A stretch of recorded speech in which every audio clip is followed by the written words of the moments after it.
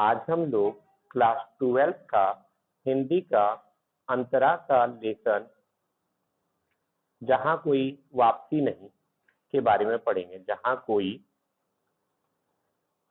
कोई वापसी नहीं, इसके बारे में हम लोग पढ़ेंगे। चलिए देखते हैं चैप्टर में क्या क्या चीज आता है। पहले हम लोग कवि परिचय एक बार देख लेते हैं कि कवि परिचय क्या क्या है। तो पहले कवि परिचय में बताया गया है निर्मल वर्मा के बारे में। निर्मल वर्मा, इनका जन्म कब हुआ था? तो अगर निर्मल वर्मा की जन्म की बात करें तो सन 1929 में निर्मल वर्मा का जन्म हुआ और इनकी मृत्यु 2005 में हो गई। निर्मल वर्मा का जन्म कहाँ पे हुआ था? तो शिमला में हुआ था। आप लोग कॉपी पे लिखिएगा, निर्मल वर्मा का जन्म शिमला हिमाचल प्रदेश में 1929 में हुआ था।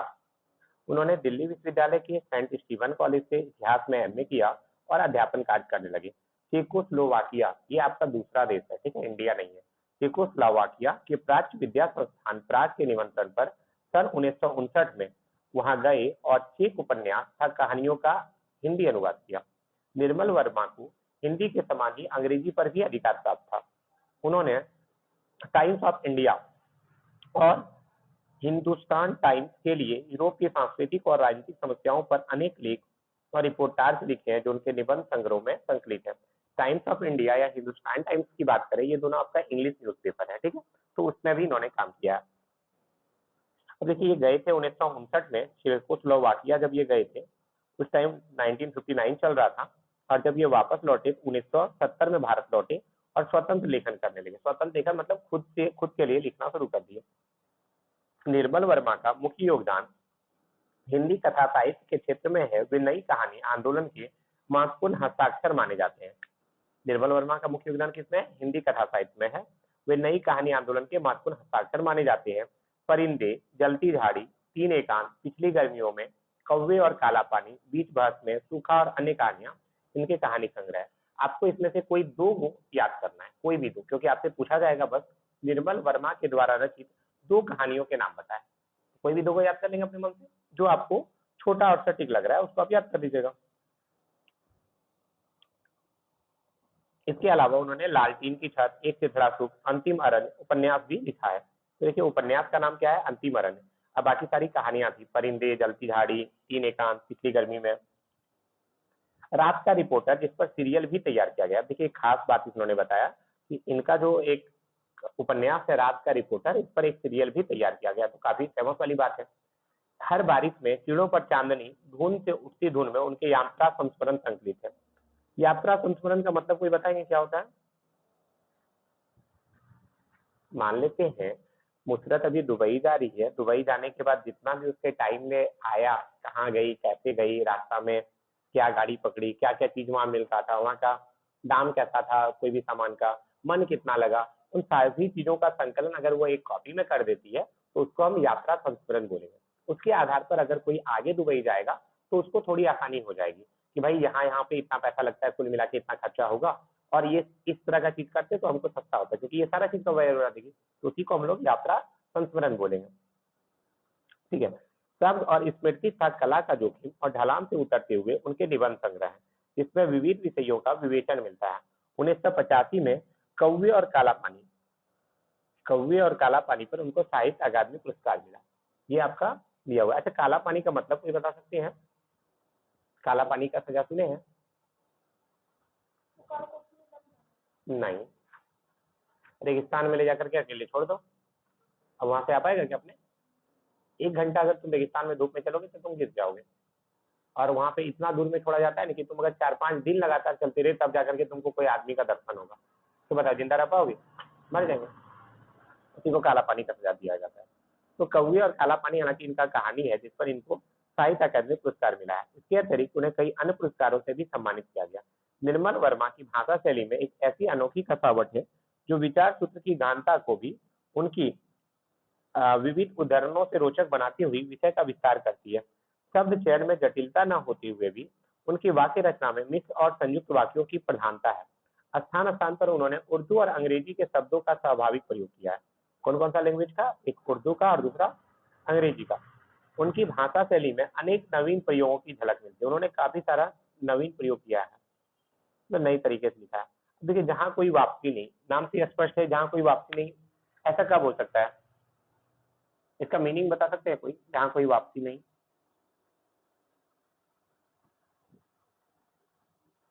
थोड़ा सा सोचिए और बताइए।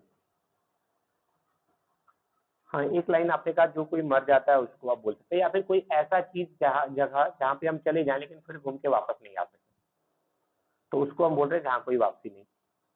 यह यात्रा वृतांत धुन से उठती धुन संग्रह से लिया गया। मान लेते हैं हम यहाँ से कहीं ऐसा राष्ट्र चले जाए, मान लेते हैं सपोज पाकिस्तान चले गए या अफगानिस्तान या ईरान चले गए, और मेरे पास वीजा पासपोर्ट भी नहीं है, मेरा परिचय पत्र वहां जाने के बाद आधार कार्ड सब खो जाए, पैसा भी खो जाए, क्या कोई हालत पे हम आ पाएंगे इंडिया? नहीं आ पाओगे, सीधा सा बोले तो नहीं आ पाओगे तुमको, क्योंकि हर जगह चेक पोस्ट पे पकड़ लिया जाएगा। अगर तुम लोग को देखना है, एक मूवी भी था जो भूल गया नाम, क्या मूवी का नाम तो बता दीजिएगा, द केरला स्टोरी। उसमें भी दिखाया गया कि वो लड़की के पास इंडिया आना चाहती है लेकिन इंडिया आ नहीं पाती है, कारण ये है कि उसका पासपोर्ट वीजा सब छीना गया था। तो ऐसी स्थिति में आप नहीं आ सकते, और आप पर सीधा सीधे को टैगलाइन लगा देगा कि आप आतंकवादी है, अरे तो वीजा पासपोर्ट दिखाओ। अब हालांकि ये बात और है कि आप डिजिटलाइजेशन का जो दौर है, हम लोग मोबाइल पे दिखा सकते हैं, तुरंत कहीं से प्रिंट आउट निकाल सकते हैं।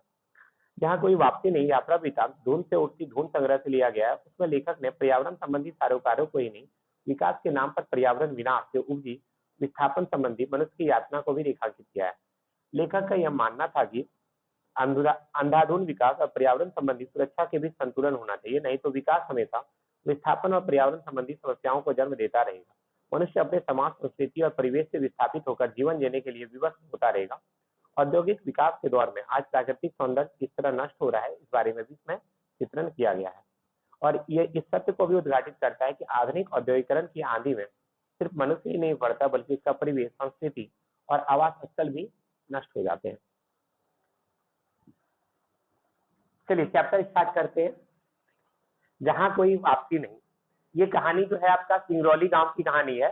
सिंगरौली जो है वह धान रोपाई का महीना था। देखिए सिंगरौली की कहानी जो स्टार्ट होती है, सिंगरौली एक जगह का नाम है, 1983 में की ये कहानी। वह धान रोपाई का महीना था, जुलाई का अंत, जब बारिश के बाद खेतों में पानी जमा हो जाता है, तो हम उस दोपहर सिंगरौली के एक क्षेत्र नवा गांव गए थे। लेखक कहाँ गया है? सिंगरौली का एक नवा गांव गए। कौन सा महीना में? धान का रोपाई का महीना। कौन सा महीना होता है धान का रोपाई का? जुलाई के अंत के टाइम में धान रोपाया जाता है, याद रखना। और लेखक कहाँ गया है? सिंगरौली का एक क्षेत्र नवा गांव गया है। उस क्षेत्र की आबादी 50,000 से ऊपर थी। आबादी कितनी थी? 50,000 से ऊपर थी, और लगभग 18 छोटे छोटे गांव बसे हैं। इन्हीं गांवों में एक का नाम है अमझर। एक गांव का नाम क्या है? अमझर। अमझर का मतलब होता है एक ऐसा गांव जो क्या होता है, आम के पेड़ों से घिरे हैं।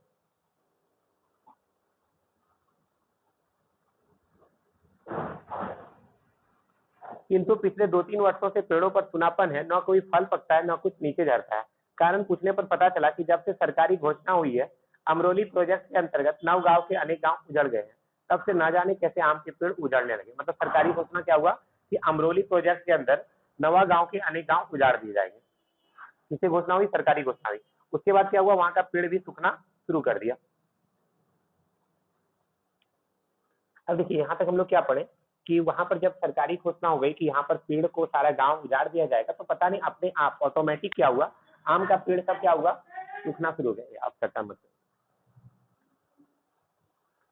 अब कह रहा है तब से न जाने कैसे आम के पेड़ सूखने लगे, आम उजड़ेगा तो पेड़ जीवित रहकर क्या करेंगे, ऐसा बात का चर्चा किया जा रहा था। सीढ़ी गढ़वाल में, सीढ़ी गढ़वाल में पेड़ों को बचाने के लिए आदमी के संघर्ष की कहानियां सुनी थी, किंतु मनुष्य के विस्थापन के विरोध में पेड़ भी एक साथ मिलकर मुक्त सत्याग्रह कर सकते हैं, इसका विचित्र अनुभव सिर्फ सिंगरौली में हुआ। मतलब जब सिंगरौली में क्या हुआ, ये घोषणा हुई कि यहाँ का गांव उजड़ जाएगा, तो इस बात को सुनकर के आम का पेड़ जो पूरा आम देता था वो भी आम देना बंद कर दिया।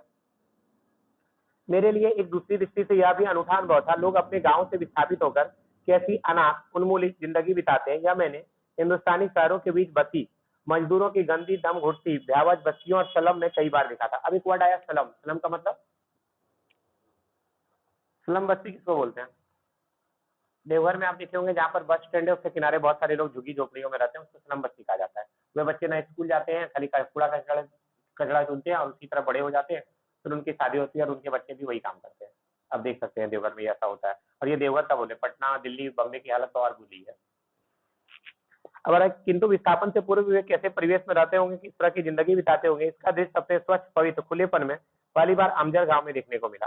पेड़ों के घने झुरमुट, साफ सुथरे खप्पर लगे मिट्टी के झोपड़े और पानी, चारों तरफ पानी। अगर मोटर रोड की भागती बस की खिड़की से देखो तो लगेगा जैसे समूची जमीन एक झील है, एक अंतहीन सरोवर जिसमें पेड़, झोपड़े, आदमी, ढोर, डांगर आंधे पानी में आंधे ऊपर चिरते दिखाई देते हैं, मानो किसी बार में सब कुछ डूब गया हो, पानी में धस गया हो। तो ये सब चीज में दिखाई दे रहा है, किंतु यह भ्रम है, यह बाढ़ नहीं, पानी में डूबे धान के खेत हैं। अगर थोड़ी सी हिम्मत बटोर कर गांव के भीतर चले तब वे औरतें दिखाई देगी जो एक पात में झुकी हुई धान के पौधे छपाछप पानी में रोप रही है।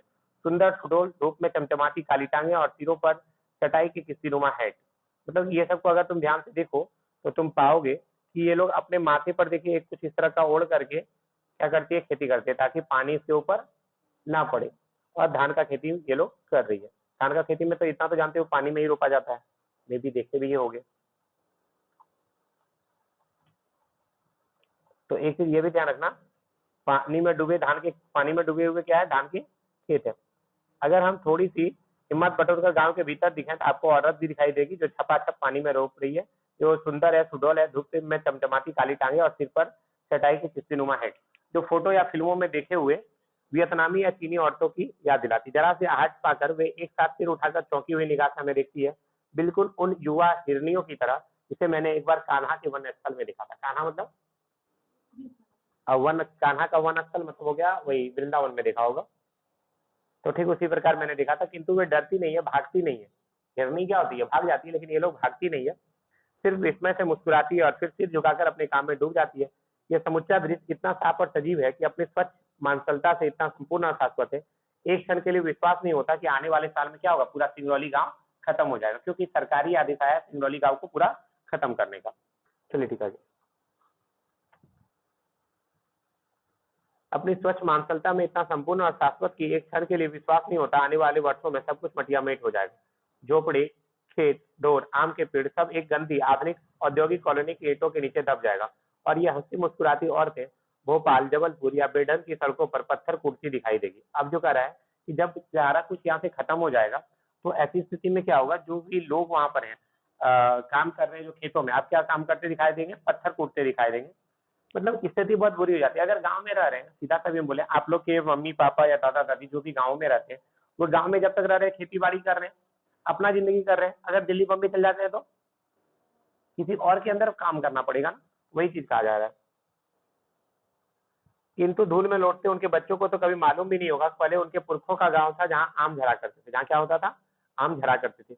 ये लोग आधुनिक भारत के नई शरणार्थी हैं जिन्हें औद्योगिकरण के झंझावात ने क्या किया है, अपनी घर जमीन से उखाड़ कर हमेशा के लिए निर्वासित कर दिया है। प्रकृति और इतिहास के बीच गहरा अंतर है। बाढ़ और भूकंप के कारण लोग अपना घर बार छोड़कर कुछ अर्थी के लिए तो जरूर चले जाते हैं, लेकिन आफत टलते ही फिर दोबारा अपना जाने पहचाने जगह पर आ जाते हैं। लेकिन अगर प्रकृति के बजाय कोई लोग ऐसा कर देता है तो वहां पर फिर घूम के आ सकते हैं क्या? नहीं, वहां तो बड़ी बड़ी फैक्ट्रियों की स्थापना हो जाएगी। आधुनिक औद्योगिकरण के आंधी में सिर्फ मनुष्य ही नहीं उखड़ता, बल्कि उसका परिवेश और आवास स्थल भी हमेशा के लिए नष्ट हो जाते हैं। एक भरे पूरे ग्रामीण अंचल को इतनी नासमझी और निर्ममता से उजाड़ा जा सकता है, सिंगरौली का ज्वलंत उदाहरण है। अगर यह इलाका रेगिस्तान होता तो शायद इतना क्षोभ नहीं होता, लेकिन सिंगरौली क्या है, बहुत ज्यादा उर्वर है और जंगल यहाँ के क्या है, काफी समृद्ध है। तो ऐसा स्थिति में उजाड़ना तो नहीं चाहिए। उनके सारे शताब्दियों से हजारों वनवासी और किसान अपना भरण पोषण करके आए, किससे, सिंगरौली की भूमि से। क्यों भाई? क्योंकि सिंगरौली की भूमि क्या अत्यंत ही उपजाऊ है।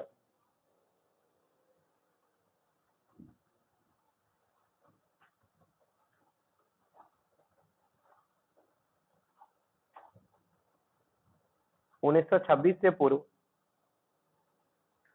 यहाँ खैरवार जाति के आदिवासी राजा शासन किया करते थे, किंतु बाद में सिंगरौली का आधा हिस्सा, जिसमें उत्तर प्रदेश और मध्य प्रदेश के खंड शामिल थे, रीवा राज्य के भीतर शामिल कर लिया गया। कहाँ पे? रीवा राज्य के भीतर। 20 वर्ष पहले तक समूचा क्षेत्र विंध्याचल और कैमूर की पहाड़ियों और जंगलों में घिरा हुआ था, जहाँ अधिकांश कत्था, महुआ, बांस और शीशम के पेड़ उगते थे। एक पुरानी दंत कथा के अनुसार, अच्छा एक चीज ये भी पूछा जा सकता है कि 20 साल पहले यह किससे घिरा हुआ था, तो समूचा विंध्याचल और कैमूर की पहाड़ियों से घिरा हुआ था और इसमें महुआ, बांस और शीशम के पेड़ उगते थे। एक पुरानी दंत कथा के अनुसार सिंगला का नाम क्या, सॉरी, सिंगरौली का नाम सिंगावली से निकला है, जो पूरा पश्चिम में फैली है। चारों ओर फैले घने जंगल के कारण यातायात के साधन इतने सीमित थे कि एक जमाने में सिंगरौली अपने अतुल प्राकृतिक सौंदर्य के बावजूद काला पानी माना जाता था। सिंगरौली को काला पानी माना जाता था, जबकि वहां आम झरते थे। फिर क्यों बोला गया काला पानी? अभी हम जस्ट बताए ना, काला पानी का मतलब क्या बताएं कि ऐसा जगह जहाँ रेगिस्तान में छोड़ दो, वो हो गया काला पानी। तो सिंगरौली को काला पानी क्यों बोल रहे हैं? क्योंकि ये प्रकृति से, मतलब प्रकृति तो वहां बहुत थी, बहुत प्राकृतिक सौंदर्य था, खाने पीने के सब साधन मौजूद थे, लेकिन ये पूरी दुनिया से कटा हुआ था। मतलब ना लोग अंदर जा सकता है, ना ही लोग वहां से बाहर आ सकता है, इसलिए इसको काला पानी कहा जाता था। हालांकि वहां पर कोई काला पानी जैसा सजा नहीं था, बहुत मस्त जगह था। किंतु कोई भी प्रदेश आज के लोलुप युग में अपने अलगाव से सुरक्षित नहीं रह सकता। कभी कभी उसकी संपदा ही उसका अभिशाप का कारण बन जाती है। अब मान लेते हैं रूपा के पास बहुत पैसा है, अब इतना पैसा है, करीबन करोड़ों रुपया था, एक दिन एक डाकू को खबर मिल गया, इसका घर जाके सब लूट लिया। तो ज्यादा पैसा भी कभी कभी दिक्कत का कारण हो सकता है। इसके पास कम ही पैसा था, चल रहा है, कोई दिक्कत नहीं, कोई लूटने भी नहीं आया, ठीक है, वैसी पैसा नहीं रखना, हम लोग को बांट देना। कभी कभी किसी इलाके की संपदा भी उसका अभिशाप बन जाती है। दिल्ली के सत्ताधारियों और उद्योगपतियों की आंखों से सिंगरौली की अपार खनिज संपदा छिपी नहीं रही। विस्थापन की एक लहर रिहर बांध बनने से आई थी, जिसके कारण हजारों गांव उजड़ गए। इन्हीं नई योजनाओं के अंतर्गत सेंट्रल कोल्ड फील्ड और national super thermal power corporation का निर्माण हुआ। चारों ओर पक्की सड़क और पुल बनाए गए, और सिंगरौली, जो अब तक अपने सौंदर्य के कारण वैकुंठ और अकेलेपन के कारण क्या माना जाता था, काला पानी, अब जो है मिल गया करके, मतलब उसमें क्या हुआ, जो भी है पुल वगैरह बना करके उसको जोड़ दिया गया। अब प्रगति के मानचित्र पर राष्ट्रीय गौरव के साथ प्रतिष्ठित हुआ। कोयले की खदानों और उन पर आधारित ताप विद्युत ग्रहों की एक पूरी श्रृंखला ने इस पूरे प्रदेश को घेर दिया। जहां बाहर का आदमी फटकता न था, वहां केंद्रीय और राज्य सरकारों के अफसरों, इंजीनियरों और विशेषज्ञों की कतार लग गई। और जिस तरह जमीन पर पड़े शिकार को देख करके क्या होता है, गिद्ध और चील का झुंड मंडराने लगता है, ठीक उसी प्रकार उस जमीन पे सबका नजर हो गया। जैसे ठेकेदार का, वन अधिकारी का, सरकारी कारिंदों का, सबका नजर इसके ऊपर हो गया। विकास का यह उजला पहलू अपने पीछे कितना व्यापक पैमाने पर विनाश को लेकर के आया था, इसी का छोटा सा जायजा लेने के लिए दिल्ली में स्थित लोकायन संस्था की ओर से हम लोग सिंगरौली गए थे। मतलब लेखक किसकी ओर से गया था? लोकायन संस्था की ओर से सिंगरौली गया था। सिंगरौली जाने के पहले मेरे मन में इस तरह का कोई सुखद भ्रम नहीं था कि औद्योगिकरण का चक्का जो स्वतंत्रता के बाद चलाया गया, उसे रोका जा सकता है। शायद 35 वर्ष पहले हम कोई दूसरा विकल्प चुन सकते थे, जिसमें मानव सुख की कसौटी भौतिक लिप्तता से न होकर जीवन की जरूरतों द्वारा आधारित होती हो। मतलब सिंपल से औद्योगिकरण जैसे जैसे होते गया, वैसे वैसे काफी बदलाव भी हो गया। पूरा लगा, आगे बढ़ते हैं। सिंपल से वे में बोले तो धीरे धीरे लोग क्या हो रहे हैं, भौतिक लिप्तता में जुड़ते जा रहे हैं। भौतिक लिप्तता मतलब क्या हुआ, स्टेटस के लिए घड़ी चाहिए, मोबाइल चाहिए, अच्छा बैग होना चाहिए, स्टाइलिश वाला, फट फुट गया है तो वो बैग नहीं चलेगा, इसी को भौतिक लिप्तता बोलते हैं। बढ़िया ड्रेस होना चाहिए। पहले के टाइम में ये सब था क्या? नहीं, बस एक एक ड्रेस पहनना है। लड़का है भैया तो धोती पहन लो, लड़की है तो साड़ी पहन लो। तुम लोग अगर देखोगे अपनी परदादी वगैरह किसी की जीवित होगी, तो तुम्हारी परदादी ब्लाउज भी नहीं पहनती होगी, इतना हम बोल सकते हैं। लगभग लगभग सबका घर का ये कहानी होगा। पहनती है? पूछना अपनी दादी से जाकर के, वो लोग ब्लाउज भी नहीं पहनती थी, बस एक साड़ी को लपेट लेती थी लोग, और लड़का लोग एक धोती को लपेट करके संतुष्ट हो जाता था। और आजकल तो जितना स्टाइल बनवा सकते हैं उतना स्टाइल बनवाइए। क्या साइकिल धड़ाम मिल गया। चलिए ठीक है, आगे देखते हैं। तो हिंदुस्तान का क्या हुआ? नहीं, पहले का ये सीन था भाई, हम मजाक नहीं कर रहे, ये रियलिटी वाले बात है। तो हिंदुस्तान को संपूर्ण रूप से अपनी सांस्कृतिक कॉलोनी बनाने में यह असफल रहा। भारत की सांस्कृतिक विरासत यूरोप की तरह म्यूजियम और संग्रहालय में जमा नहीं थी, उन रिश्तों से जीवित थी जो आदमी को उसकी धरती, उसके जंगल, नदियों, एक शब्द में कहें तो उसके समूचे परिवेश के साथ जोड़ती थी। अतीत का समूचा मिथक संसार पोथियों में नहीं, इन रिश्तों की अदृश्य लिपियों में मौजूद रहता था। यूरोप में पर्यावरण का प्रश्न मनुष्य और भूगोल के बीच संतुलन बनाए रखने का है। भारत में यही प्रश्न मनुष्यों और उसके संस्कृति के बीच पारंपरिक संबंध बनाए रखने को हो जाता है। सत्योत्तर मतलब स्वतंत्रता के बाद भारत की सबसे बड़ी ट्रेजेडी यह नहीं कि शासक वर्ग ने औद्योगिकरण का मार्ग चुना, बल्कि ट्रेजेडी यह रही कि पश्चिम के देखा देखी और नकल में योजना बनाते समय हम प्रकृति, मनुष्य और संस्कृति के बीच का नाजुक संतुलन किस तरह नष्ट होने से बचाया जा सकता है, इस पर ध्यान ही नहीं गया। हम लोग बस औद्योगिकरण की ओर जा रहे हैं। लेकिन सिंगरौली में औद्योगिकरण की आवश्यकता है, जहाँ हमेशा आम झरते हो वहाँ आम ही बेच करके बहुत पैसा हो जाएगा, तो क्या लगा जरूरत है मशीन वगैरह लगाने का। तो इसलिए इसके बारे में बताया जा रहा है। इस और हमारे पश्चिम शिक्षित क्या हुआ, पश्चिम शिक्षित सत्ताधारियों का ध्यान कभी नहीं गया। हम बिना पश्चिम को मॉडल बनाए हम अपनी शर्तों मर्यादाओं के आधार पर औद्योगिक विकास का भारतीय स्वरूप निर्धारित कर सकते हैं। कभी इसका ख्याल भी हमारे शासकों को आया होगा ऐसा नहीं जान पड़ता। ये कहानी किससे ली गई है? सिंगरौली, जहाँ कोई वापसी नहीं। कहानी खत्म हो गया। अब आपका काम रहा क्वेश्चन बनाने का। अमझर से आप क्या समझते हैं? अमझर से हम समझते हैं कि जहाँ पे हमेशा आम जाते हैं। अमझर गांव में सुनापन क्यों आ गया? अमझर गांव में सुनापन इसलिए आ गया क्योंकि सिंगरौली प्रोजेक्ट के तहत वहां बड़े बड़े उद्योग स्थापित किए जाने वाले थे। सारे आम के पेड़ की कटाई होने वाली थी। लोग वहां से विस्थापित होकर के कहीं और जाने वाले थे। यार यह सब सुन करके आम के पेड़ ने भी इस बात से विद्रोह कर दिया कि आम भी अपना पेड़ पर नहीं लाएंगे। आधुनिक भारत के नए शरणार्थी किन्हें कहा गया है? तो आधुनिक भारत का नया शरणार्थी उन व्यक्तियों को कहा गया है जहां जो लोग कभी खेतों में काम करते थे, लेकिन अब उनके घर और खेत को उजाड़ कर वहां पर उद्योग बना दिए जाएंगे, तो फलस्वरूप उन्हें नए शरणार्थी कहा गया है। प्रकृति के कारण विस्थापन और औद्योगिकरण के कारण विस्थापन में क्या अंतर है? तो प्रकृति के कारण विस्थापन का अर्थ है कि अगर कोई व्यक्ति जैसे कहीं पे बाढ़, भूकंप, सूखा वगैरह आ जाता है तो ऐसी स्थिति में लोग उस जगह को छोड़कर चले जाते हैं और कुछ समय के पश्चात साल 2 साल के बाद वे फिर से पुनः अपने उसी जगह पर आ जाते हैं। इसे प्रकृति के कारण विस्थापन कहा गया। यह विस्थापन कुछ समय के लिए होता है, लेकिन औद्योगिकरण के कारण विस्थापन से वे लोग उस जगह को छोड़ करके जब एक बार चले जाते हैं तो फिर वे उस जगह पर घूमकर वापस नहीं आ सकते, क्योंकि वहां पर बड़ी बड़ी फैक्ट्रियां लग चुकी होती है और उन्हें बाहर में जाकर के पत्थर तोड़ने आदि का काम करना पड़ता है। यूरोप और भारत की पर्यावरण संबंधी चिंताएं किस प्रकार भिन्न है? तो कहा जा रहा है यूरोप का पर्यावरण अलग है, भारत का पर्यावरण अलग है। तो ऐसी स्थिति में यूरोप में उद्योगों की स्थापना करना सही है, लेकिन भारत का पर्यावरण अच्छा होने के कारण यहाँ उद्योगों की स्थापना करना पूर्णतः सही नहीं है। लेखक के अनुसार स्वतंत्रोत्तर भारत की सबसे बड़ी ट्रेजेडी क्या है? तो लेखक के अनुसार स्वतंत्रोत्तर भारत की सबसे बड़ी ट्रेजेडी यह है कि शासक वर्ग ने औद्योगिकरण का मार्ग चुना। ट्रेजेडी यह रही कि पश्चिम के देखा देखी हम लोग जो नकल करते हैं, इसमें इस बात पर कभी ध्यान ही नहीं किया कि किस प्रकार हम अपने जो भी है पर्यावरण को बचा सकते हैं। औद्योगिकरण ने पर्यावरण का संकट पैदा कर दिया। औद्योगिकरण के कारण पर्यावरण में संकट काफी पैदा हो गया। यहाँ पर पेड़ों को काटा जा रहा है, उसकी जगह नए नए उद्योग स्थापित किए जा रहे हैं, खेतों को खत्म किया जा रहा है। फलस्वरूप यहाँ पर काफी ज्यादा गहरा संकट पैदा हो गया। क्या स्वच्छता अभियान की जरूरत है? गांव से ज्यादा शहरों में? बिल्कुल, गांव से ज्यादा स्वच्छता अभियान की जरूरत शहरों में है, क्योंकि गांवों में कचरा कम फैलाया जाता है, जबकि शहरों में कचरा अधिक होता है, वहां की आबादी अधिक होती है। फलस्वरूप वहां पे स्वच्छता अभियान की जरूरत गाँव से ज्यादा शहरों में है। निम्नलिखित पंक्तियों का आशय स्पष्ट कीजिए। आदमी उजड़ेंगे तो पेड़ जीवित रहकर क्या करेंगे? तो लिखेंगे प्रस्तुत पंक्तियां हमारे पाठ्य पुस्तक अंतरा भाग 2 से ली गई है, जिसमें लेखक निर्मल वर्मा सिंगरौली जहां कोई वापसी नहीं है से ली गई है। इसमें कवि यह कहना चाहते हैं कि अगर आदमी ही नहीं रहेंगे तो पेड़ वहां जीवित रहकर क्या करेंगे? उन पेड़ों के फलों को कौन खाएगा? फलस्वरूप पेड़, आम का पेड़ ने भी आम देना बंद कर दिया है। प्रकृति और इतिहास के बीच यह गहरा अंतर है, देखना अपने से खुद से। आधुनिक शरणार्थी, ये सब अपने से एक बार क्वेश्चन ट्राई कीजिएगा। 2-3 क्वेश्चन आपके लिए छोड़ दे रहे हैं, आज इतना ही रहने देते हैं। अच्छा लगा तो थैंक यू, और साथ साथ आप लोग लाइक, कमेंट, शेयर, सब्सक्राइब सब कर दीजिएगा। ये मेरा फोन नंबर रहा, मैं फोन नंबर भी अपना डाल दे रहा हूँ। अगर आपको क्लास करने का मन है रोज तो आप कॉल कर सकते हैं।